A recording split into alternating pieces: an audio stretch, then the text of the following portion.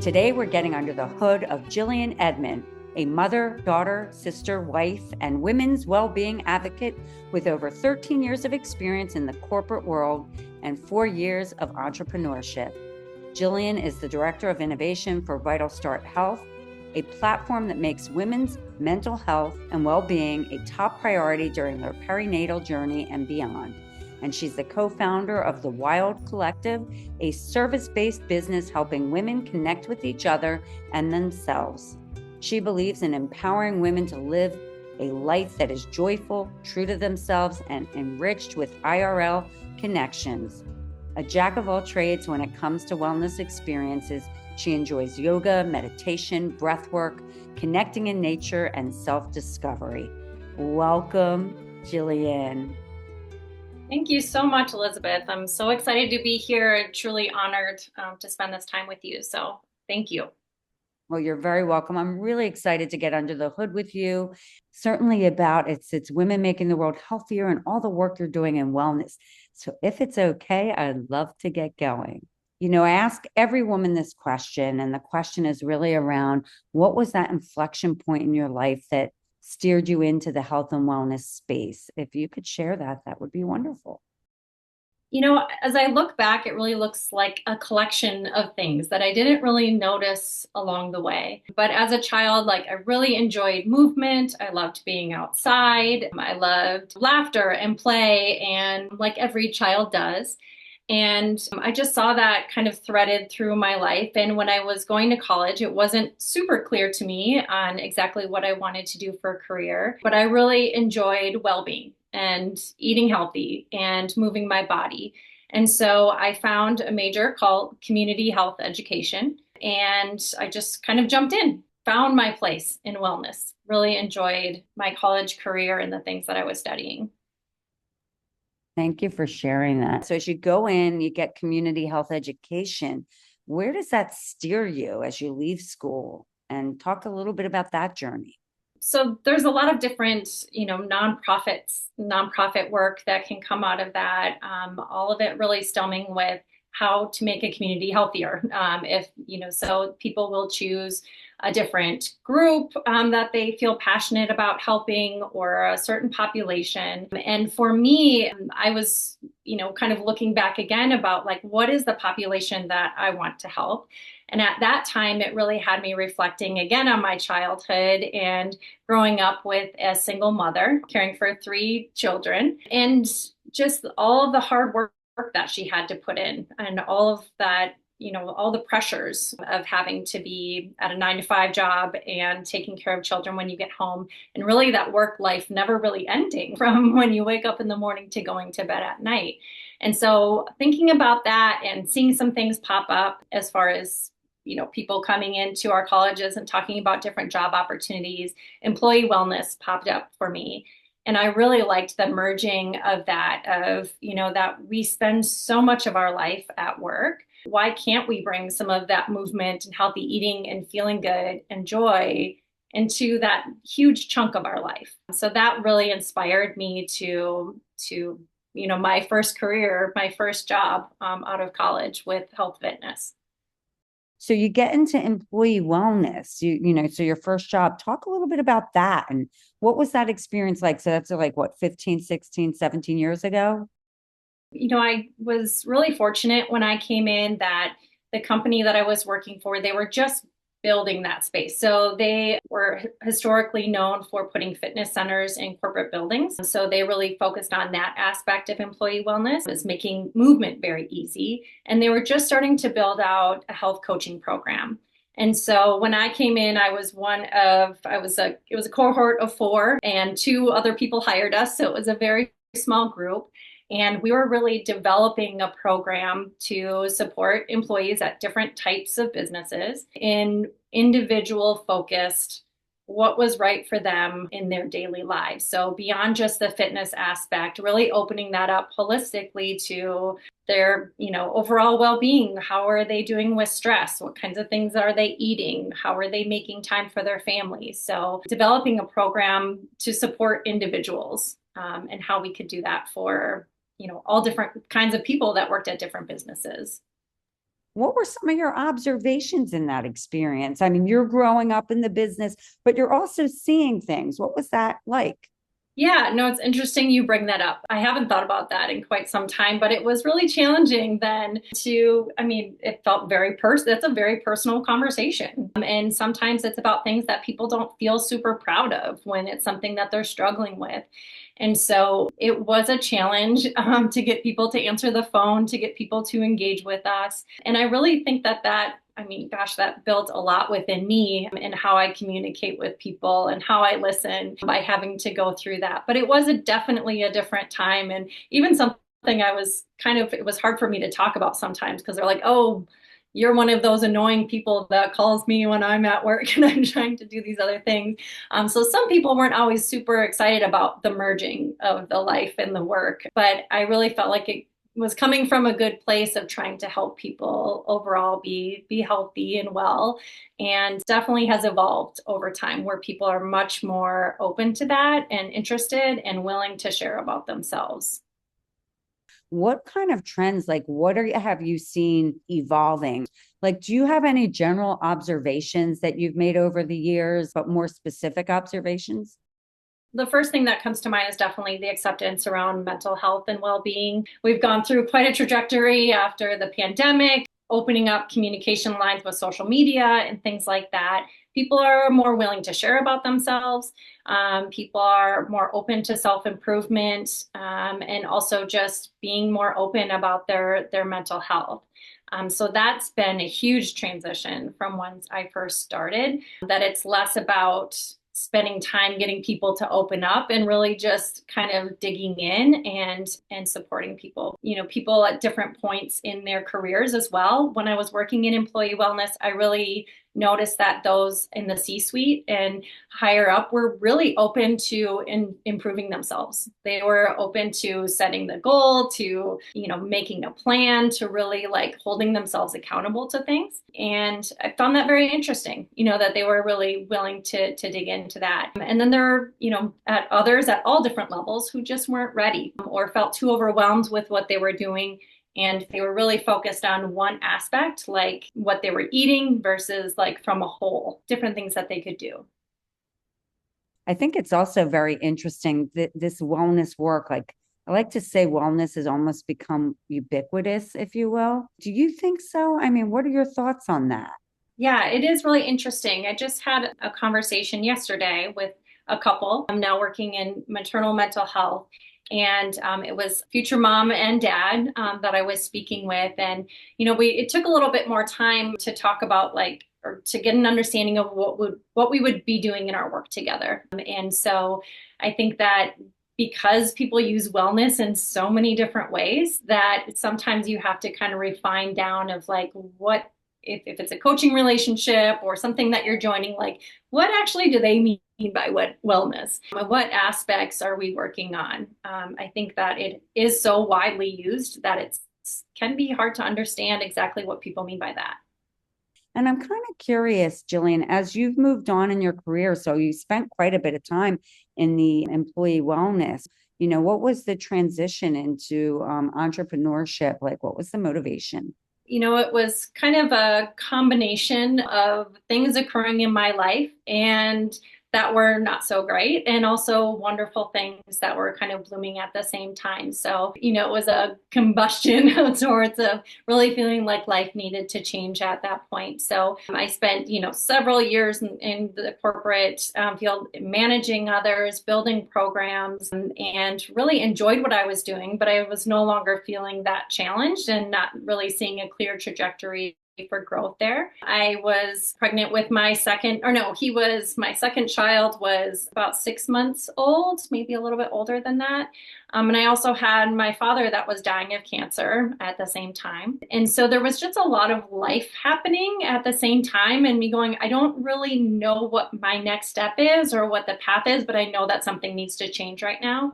And I just needed to refocus on my family. I wanted to fully, be there with my two kids kids and also spend as much time with my father as I could until his final days. So it all kind of happened very quickly and happened to be right before COVID shut everything down. So it worked out well for me that way, that I was already had made the choice to be home with my children at that time. I'm really sorry about your father, but it's a good thing to talk about because this gets back to your understanding, your earlier comment around work-life balance. And really, this gets into what matters. How do you balance? I didn't know if you wanted to share a little on that. Yeah. Yeah, absolutely. And I think that's one of those things that it really does look different for everyone. And I think that, part of why that choice was so hard for me. It was like I never planned to be a stay-at-home mom. It was never something that I really part of my dream life that I wanted to do. It was, really enjoyed the work that I was doing and the impact that I was having. So I think I really mentally struggled with that. But that's part of, the balance that you're talking about is like sometimes as we are growing, evolving, changing, that our goals and our visions should change too. Those should also evolve. And so continuing to check in with ourselves about what we do care about at that moment in time and whatever's happening. When we're young, we spend so much time of like, what career do we want to have and what school we want to go to and, making all sorts of plans, which is great. But I think motherhood especially has taught me that we can plan all we want and we can vision for what we want. And sometimes it just doesn't turn out that way. And so we have to continually, there's some give and take there about like projecting what you do want to happen, but also being able to be resilient and, work with what you have while you continue to make new plans. Yeah. So that's a bit about balance, but I would say that like, I see that as really my next inflection point of this point in time of being home with children. I learned about matrescence. So it's a fairly newer term that's becoming more well known. But just like adolescence, it is all of the changes that women go through when they become mothers. So there's the body physical changes that we're going through, but also mentally we change. The things that we care about might change. Politically we might change. That just the things, everything around us, as well as our hormones and our bodies, everything changes at that time. And American culture is not set up to care about or support mothers when they're becoming moms. We're really excited about the new baby. We buy all the new things for the new baby, but mom is celebrated for a very short amount of time and not really well cared for or thought about thereafter. And so when I experienced becoming a mother for the first time, I was just like, gosh, I didn't know that I was going to have night sweats. I didn't know that I was, just certain things that were changing. I'm like, why are people talking about these things? Why don't I know about it ahead of time? And then I think after my second son is when I learned about matrescence and just that it's a real moment in time where our brains change, our bodies change. Also, who we are really is evolved again. Is really interesting. First of all, thank you for sharing that word. I can't believe I didn't know matrescence. That's a good word. So so you went through this, and you're now an entrepreneur. You're also working as director of innovation at Vital Start Health. Can you talk a little bit about that experience and what you're doing? So Vital Start Health is all about supporting the well-being of mothers and fathers through the perinatal journey. So that perinatal time frame is before pregnancy all the way through, generally speaking, 2 years postpartum. But I've worked with mothers and parents much further than that. And we're also supporting those in the fertility journey as well. So as you are working to become a parent, there's just so much that you're going through in that period, through pregnancy, through becoming a parent. And I found it really interesting that when we first started this program, it was a lot of second-time parents that were like, hey, now I know I need support.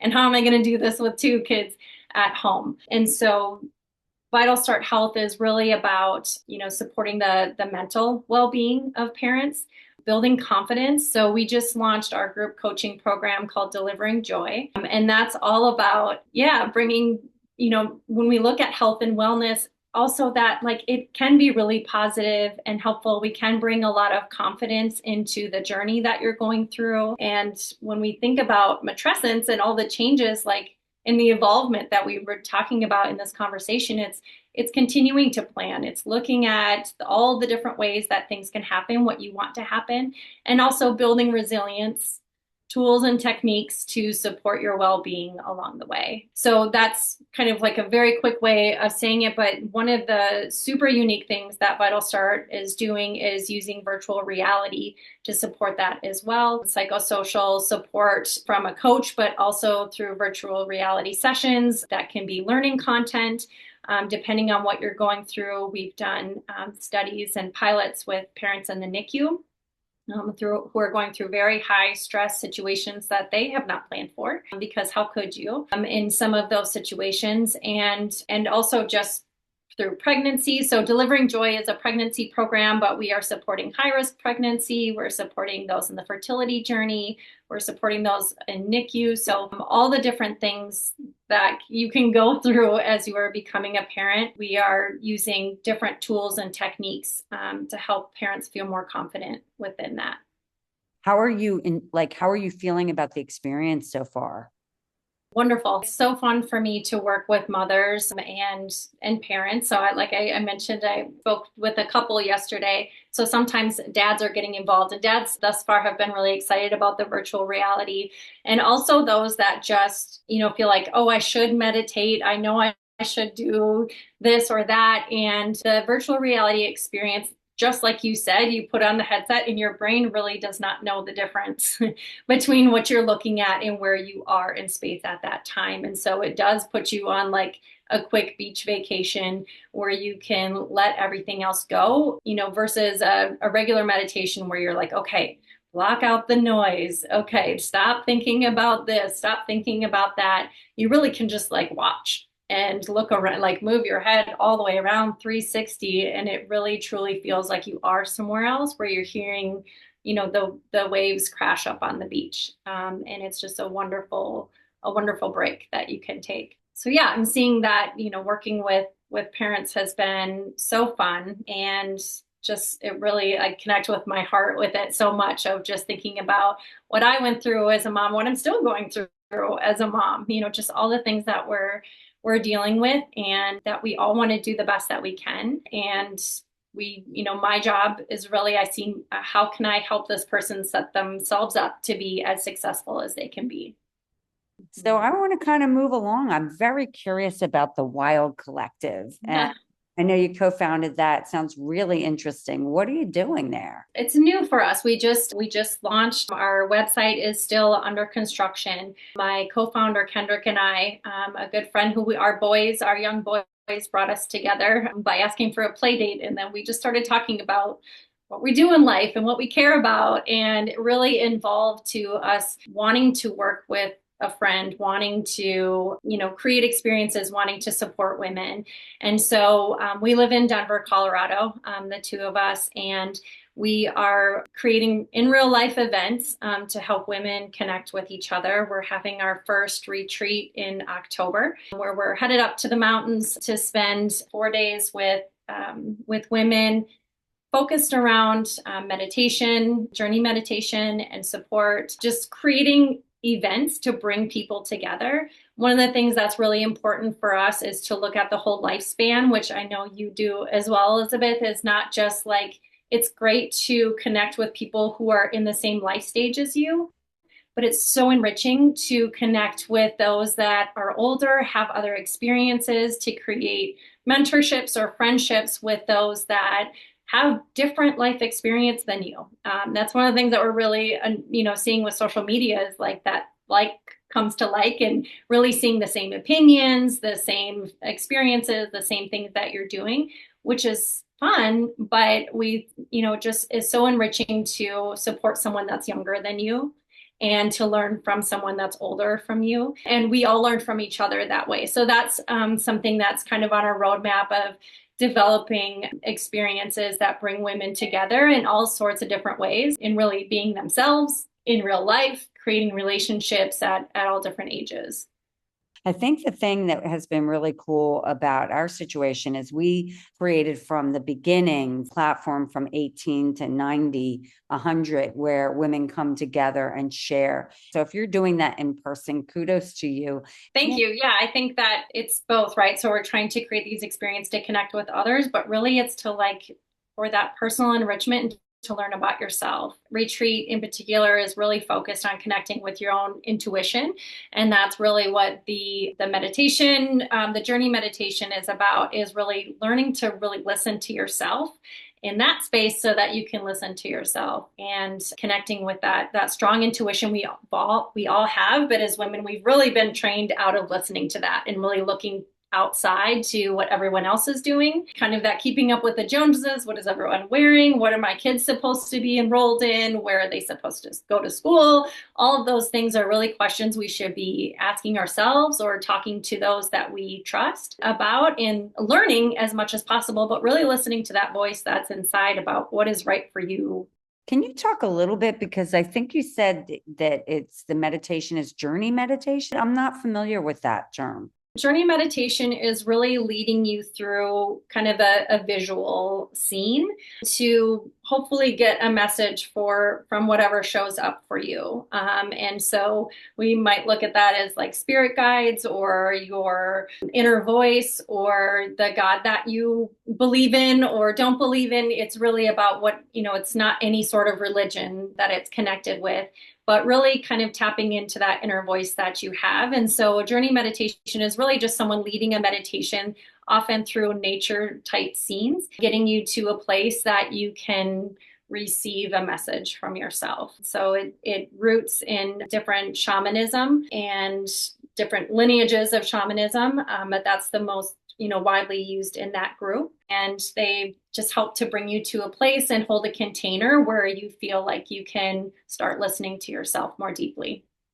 That is so intriguing to me. So I think it's really interesting, the idea of journey meditation in particular in nature. We're going to start coming to a close. I do have one last question, but I just want to open it and see if there's anything else you'd like to share. I think looking back to everything that we've talked about today, it's like things start to line up. I feel like you're not quite sure if you're making the right decisions or going on the right path. And it's really interesting how things start to align. And so to me, that's just another message of like really just listening to your intuition of like what brings you joy, what makes you happy, what makes you want to get out of bed in the morning, and really connecting to that and following the path, even if it's not clear, even if you quit your job because you want to spend more time with your kids or we all want to make very calculated decisions. And sometimes you just really need to listen to yourself. That's awesome. It really, really resonates with me. When I've asked this last question, which I'm going to ask you now, is like, this is your platform today to give a message to women of all ages, so intergenerational, of all backgrounds, of all cultures. What do you want to say to them, Jillian?